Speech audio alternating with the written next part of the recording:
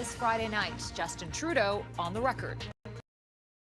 The Prime Minister defends his government's convoy response. Things were not getting better. This was the right thing to do.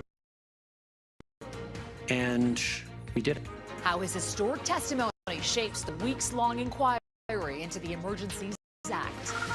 Fighting for freedom. A pair of Indigenous sisters search for justice after nearly 3 decades bars. Repairing Black Friday. The Canadian retailers looking to get back on one of the biggest shopping days of the year. And choosing love. We really feel like we're a movement. How one London shop is using the holiday rush to help refugees in need.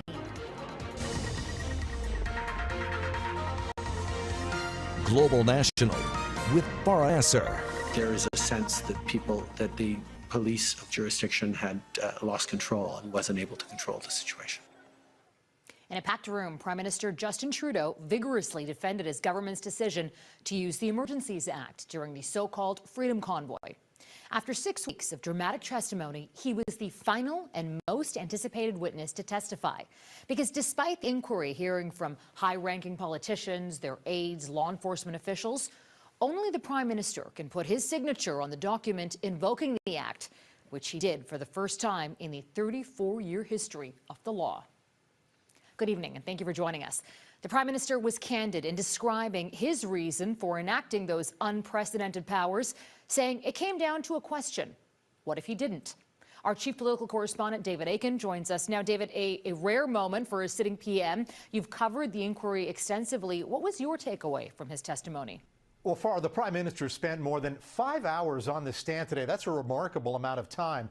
And he provided new insights into his rationale for invoking the Emergencies Act. He talked about the fears he had of escalating violence and how he personally came to justify doing what no Prime Minister had ever done. The key question, of course, why?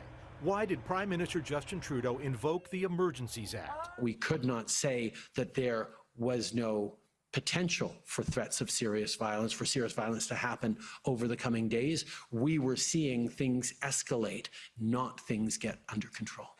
But what if he didn't sign it? What if he had waited another couple of weeks? What if the worst had happened in those following days? What if someone had gotten hurt? The responsibility of a Prime Minister is to make the tough calls and keep people safe.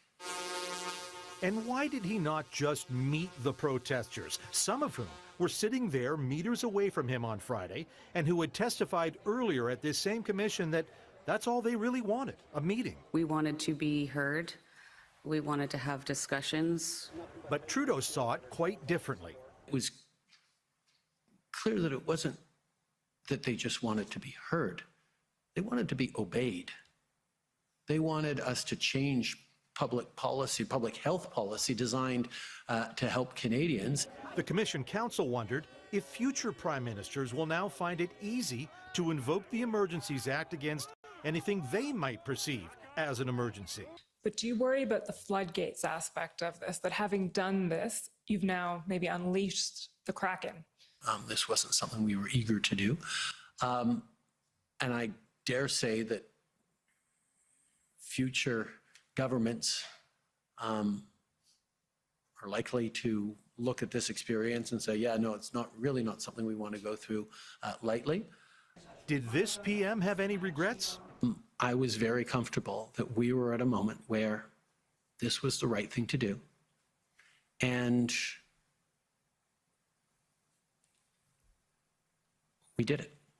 Now, does the Commissioner, Justice Paul Rouleau, agree that Trudeau did the right thing? Rouleau has until February to answer that question. Farah. David Aiken in Ottawa.